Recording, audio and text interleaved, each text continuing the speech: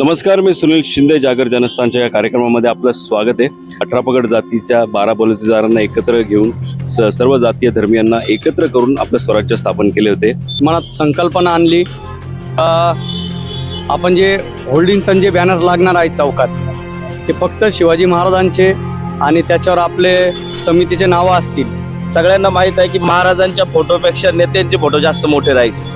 नगरसेवक असतील, खासदार, आमदार यांच्या माध्यमातून सुद्धा स्वेच्छेने त्यांनी या ठिकाणी जन्मोत्सवासाठी मदत केली. आता तुम्ही अनेक लोक हे स्वतःहून या सोहळ्यामध्ये सहभागी झाले आणि या सोहळ्याचं ऐतिहासिक सोहळ्यामध्ये रूपांतर झालं.